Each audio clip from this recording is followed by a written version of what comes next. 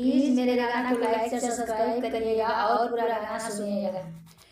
कैसन दुनिया बनलाए जगत के गुरु समझ में आवत नइखे। कैसन दुनिया बनलाए जगत के गुरु समझ में आवत नइखे। केहू के कोठा ऊपर कोठा, केहू के महल की तैयारी, केहू के कोठा ऊपर कोठा, केहू के महल की तैयारी, केहू के झोपड़ी बिन तरसलाए जगत के गुरु समझ में आवत नइखे।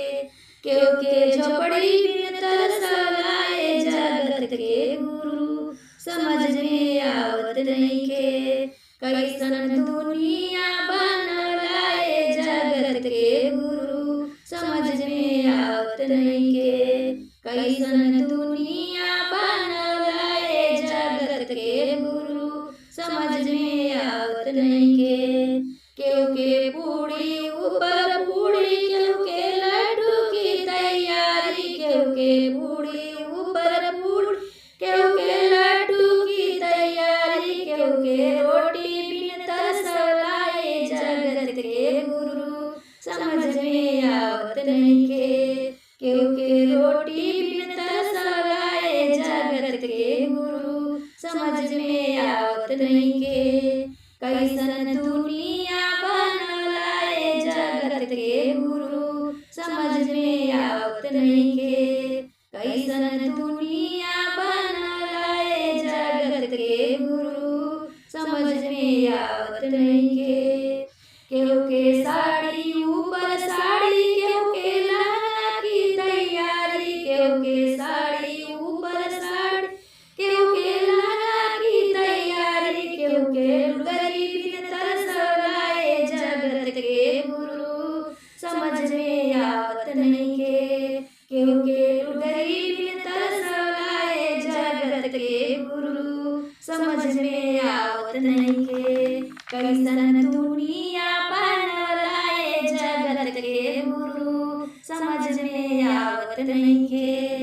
केहू के गाड़ी ऊपर गाड़ी, केहू के एरोप्लेन की तैयारी, केहू के गाड़ी ऊपर गाड़ी, केहू के एरोप्लेन की तैयारी, केहू के साइकिल बिन तरसलाए जगत के गुरु समझ में आवत नइखे। केहू के साइकिल बिन तरसलाए जगत के गुरु समझ में आवत नइखे। कैसन दुनिया बनलाए जगत के गुरु समझ में आवत नइखे।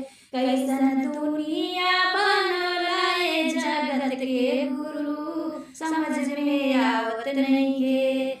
केहू के बेटा ऊपर बेटा, केहू के पोता की तैयारी, केहू के बेटा ऊपर बेटा, केहू के पोता की तैयारी, केहू के बेटी बिन तरसलाए जगत के गुरु समझ में आवत नइखे।